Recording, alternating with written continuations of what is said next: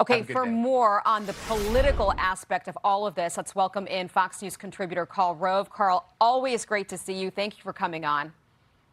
You bet. Thanks for having me. So there are a lot of Republicans out there that are critical of all of this. I'm going to play a quick montage here. There are many more, but this is what we heard on Capitol Hill this week.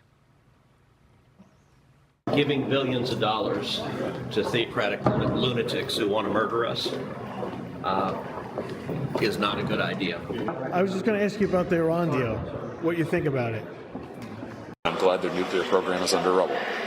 I don't trust them at all. You know, the president's a go-at-it-alone kind of guy. He leads. He's been able to do a lot of things without help from Capitol Hill Republicans. But how much of a political problem do you foresee this becoming if this continues without really seeking any advice from the Hill?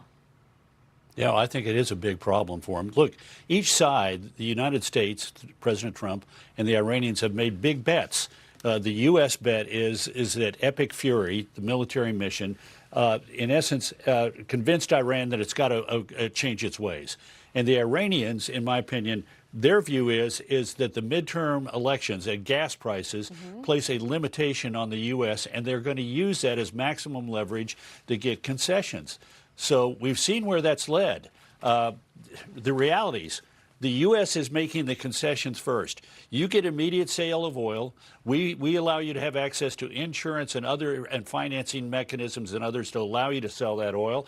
And we're going to make some other concessions because you can make your concessions later. We'll have 60 days during which we'll negotiate the things that we're concerned about you, the Iranians, doing. And the Iranians, we gave them we say you'll never have a nuclear weapon. Well, they've said, well, we don't want to have a nuclear weapon, and we know they've been lying for years. A while, yeah. Yeah, 20 years. And then the enforcement mechanisms for this is more bombing. Look, if more bombing is the way to get things done, we would have already seen great success, and they would have made big concessions up front rather than saying, well, we're going to discuss these things for the next 60 days.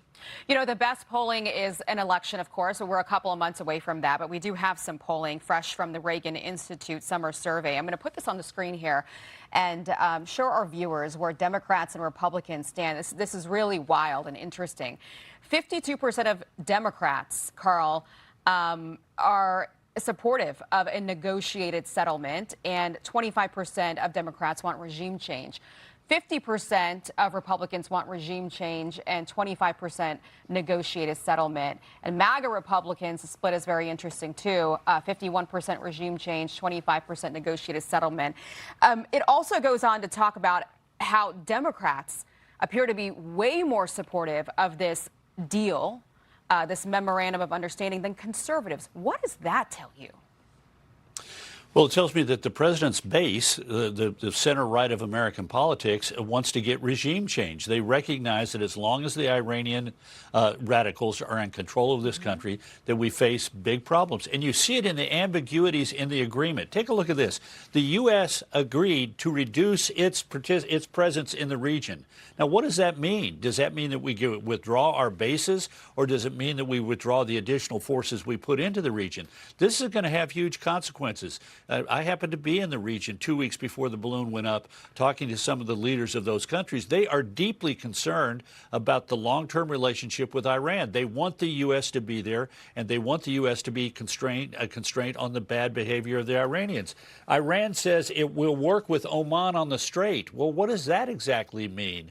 We have had free and open transit of the seas since it was established as a principle by a guy named Hugo Grotius in 1613, and now they're saying we're going to, over the next several weeks, negotiate with Oman on how we, Oman and Iran, will dictate who can come in and come out of the Strait of Hormuz. And finally, where's that $300 billion to reconstruct Iran coming from?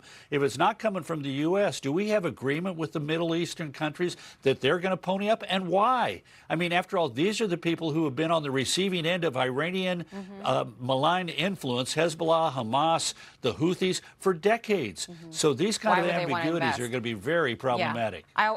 I've often wondered that. Why would the UAE, after getting hit by so many rockets by Iran, why would they ever want to invest in Iran? We'll find out. I want to quickly pull this poll up before we go. This is a Fox News poll on how Americans feel about the U.S. economy. And right now, 59%, Karl, are pessimistic and 40% are optimistic. And I want to ask you before I go, you know, J.D. Vance, he was just on this morning, has become really the face of this deal. He's heading to Switzerland now to start these next talks, really the critical talks about the nuclear program of Iran.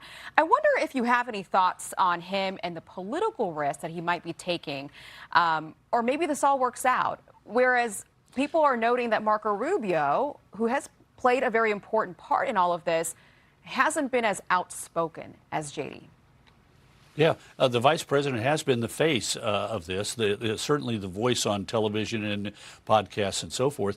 And what's ironic to me is his message is essentially the same as Barack Obama when he got his joint program of agreement with the Iranians, which is, if you don't like this, what's your alternative? And so, again, we started with a big bet. There's a big bet here by J.D. Vance that this is going to work out and that he will be the face of this program and gain some advantage from it thereby. Okay. But it's a big political risk because this where this is all going is not clear at all. And the next 60 days are going to be critical. And the Iranians know that if this thing goes south and gas prices begin to go back up, the pressure is going to be on Donald Trump, not on them. Wow. Okay, Karl Rove, always great to have you and great to see you. Have a great weekend. Thank you. Thank you. You too. Okay. Be sure to like and subscribe for all the Fox News latest on YouTube and catch full shows streaming now on Fox One.